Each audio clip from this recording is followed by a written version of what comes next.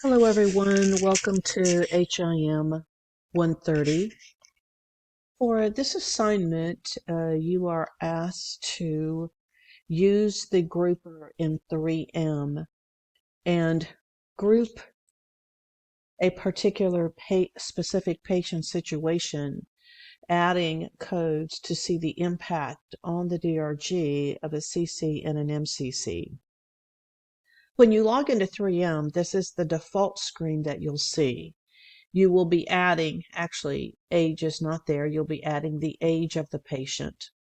And then you'll be adding dates. Dates will default in. You want to choose an admission date that is about 4 days before the discharge date. We're not going to be putting in charges. In some systems that are integrated, you'll see that the total charges for that patient will flow through and populate the charges field. And the patient identification will also flow through and populate the field. We're leaving the system at General Hospital. Our product is going to be DRG Finder, and our grouper is Medicare. And at this screen, we hit Continue. Now we have to put in the disposition of the patient. This is the patient disposition, where the patient went when they went home, or what they were going to be doing when they went home. We're going to choose home self-care. However, all of these discharge dispositions and more are options when you're coding a patient. If the patient was transferred to another short-term hospital, or if they were sent to a skilled nursing facility, you would choose that. If they go home with home health, you will select that. If a patient leaves against medical advice, there's an option for that. If a patient dies, there is an option for that. And there are more options. You can see that there's F continue list. And of course, the discharge disposition is documented in the medical record. Now, the first screen that we get to is the screen for the admit diagnosis. And I want you to notice up here that it has this little box, and it tells you that we're using version 38.1 of the grouper. If I were to go in and change the admit and discharge dates for this patient to a date and time prior to October 1 of 2020, this version would change. And I'm going to show you that. So if I can still put in 72, but I'm going to change the admit date to September 1st of 2020, and I'm going to change the discharge date to September 5th of 2020. Okay, and I'm going to hit continue. And do you see this version of the grouper changes to 37? So every time there are updates made within the system, a different version of the grouper is generated. And so that's what we're seeing there. So we're going to, actually, let's go back. We'll start over. I have my female patient. I have 72. I'm going to go ahead and change my date.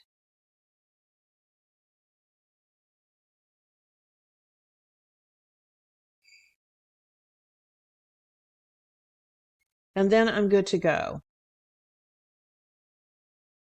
I'm going to hit continue. Now I'm also going to select the discharge disposition.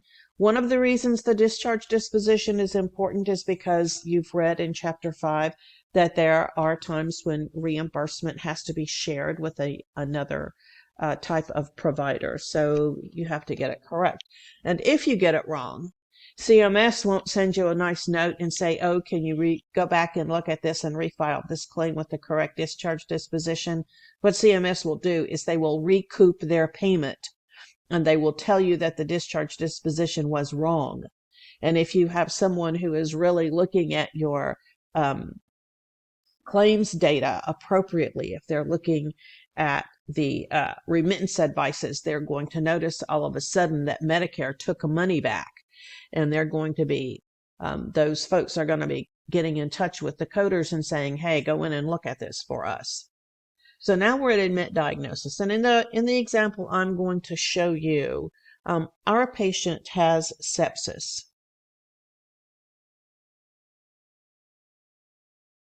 Now, in the assignment, I was suggested that you go ahead and determine your codes before you begin this process. But if you don't, you can see that I can click on the code book there. I can put in sepsis, and I can see that my default term is A41.9. I'm going to verify that code in the tabular. And now usually if you double click, excuse me, it adds it to your patient in the grouper and then closes out. But for some reason, it's not doing that, and I'm not sure why. So you can see that I have added that code. Actually, when I double clicked on it, it added it as the principal diagnosis, as the admit diagnosis, and the principal diagnosis. It added it twice. I'm going to go back and show you how that would work if it didn't click on that twice. So I'm going to click next patient here. When I click next patient, why isn't it working? Right, here we go. My internet is slow. We continue. Discharge disposition. I'm going to click on, actually, I can click on code book here. I'm glad I went back to do this. Code book. Sepsis. I'm just going to click on it one time. Okay, and I can see the screen behind me, so I'm just going to move back here. And you can see that it put it in as the admit diagnosis for me. Now, I need to add a diagnosis, and I'm going to add sepsis as my principal diagnosis code. When I click on add diagnosis, do you see it says principal diagnosis code? So I'm going to put in A41.9, and I'm going to hit enter. And when I do that, because I didn't select any other option like add diagnosis or procedure, it goes ahead and it groups it for me. And again, you see it groups it to DRG 872. It gives me my weight of 1.0216, and then it gives me a total reimbursement. Now, you'll notice that this particular code says sepsis without an MCC. So I'm going to add a diagnosis that I know is a CC and see if it changes. And I'm going to add enteritis due to Clostridium difficile. And I know that code is A04, A04.72. And I can add that code, and you'll see that where it says diagnosis code detail, it tells me that this is a CC, but you'll notice that the DRG did not change because this is in a group, a family that only has 2 DRGs that are impacted. That there's one without an MCC, and when I add a diagnosis, another diagnosis code, and for instance, acute diastolic congestive heart failure is I50.31. And when I add that code, then we can see that our DRG changed. It went from 872 to 871. You can see under diagnosis code detail that it sequences the acute diastolic congestive heart failure, which is an MCC, as a secondary diagnosis code before the CC. So when you're using the 3M grouper, it will sequence codes for you listing MCCs under the principal diagnosis code and then CCs under the MCCs. And so now we can see when we look at the description of this particular DRG, it's with an MCC. Now, what would impact this, again, is if we added a ventilator. If this patient was on the ventilator for greater than 96 hours, I know it's going to change my DRG because I can see in the description this says less than 96 hours. So let's add that procedure code and see what happens. So we are going to add a procedure code for the ventilation. And I know that my code is 5A1955Z. And now you can see that my DRG changes to DRG 870. The weight is 6.4248, and there's been a significant jump in the reimbursement. We were looking at a reimbursement of $4,000. This is a reimbursement of $27,000. The other procedure code that I can add is for the intubation, the insertion of the endotracheal tube. And that code is 0BH17EZ. And you can see that it added the insertion of the endotracheal tube. It did not change the DRG.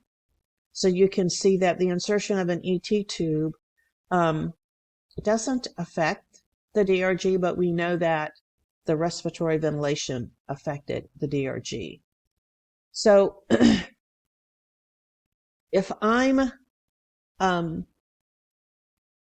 looking at the triplicate for this particular group, we saw 870, 871, and 872. So if I go over and I open the listing of DRGs and I look at these DRGs, 870, 871, and 872, we can see that this is a family or a triplicate. We have the septicemia with ventilation for greater than 96 hours. We have it with a CC, without an MCC.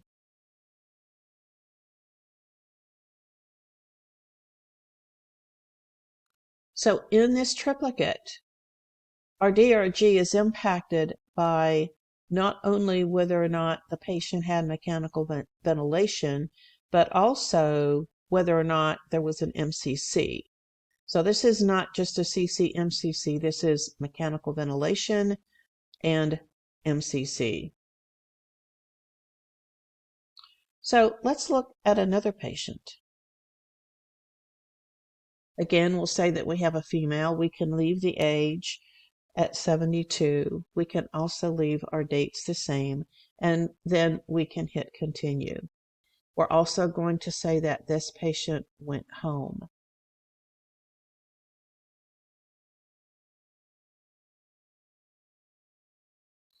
And I'm going to say that this patient had a urinary tract infection.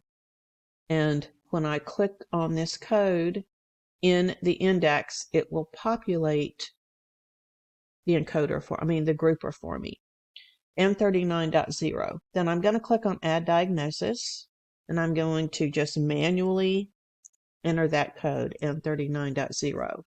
And you can see that it groups it for me. Kidney and urinary tract infection without an MCC.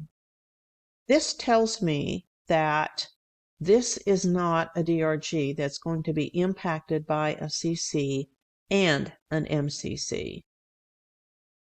So in coding this as a coder, when I looked at this and saw that that was without an MCC, my question would be, was there anything in that chart that I may not have coded that might have been a major complication comorbidity? And so that would give me the option to go back and review that data. Let's choose another one. This time, again, we'll say that our patient is 72. We'll hit continue. Our patient did go home. And in this instance, we're going to say that our patient has cancer of the bladder. And that code is C679. We'll click on Add Diagnosis again. Add C679. And you can see that we are now in DRG 688. And this is a code, this is a DRG that is impacted by a CC and an MCC. So let's see if we add a code that we know is a complication comorbidity, how it will impact this. I'll click on Add Diagnosis, and I'm going to add the code for the C. difficile enteritis, A0472. And you can see that on the screen. Under Diagnosis Code Detail, we have our principal diagnosis, and then we have our CC. And it tells us that that is a CC. It sequences it as a secondary diagnosis. Our DRG changes to 687. Our weight changes. And we can see the description of this DRG is the neoplasm with a CC. So let's add an MCC. So I can add the acute diastolic heart failure, which is I50.31. And now we can see that again, our DRG changes to 686. Our weight goes up. Our diastolic congestive heart failure is sequenced as an MCC before the enterocolitis. And when we look at the description of the DRG, we now see that's with MCC. Now, I'm going to remove the enterocolitis. This is the CC. I want to remove it and see if it impacts the DRG. It does not. We are still at 686, which is the highest weighted DRG in this triplicate or family, and this says with MCC. So when we look at this triplicate on our spreadsheet, 688 without a CC or an MCC, 687 with a CC, and 686 with an MCC.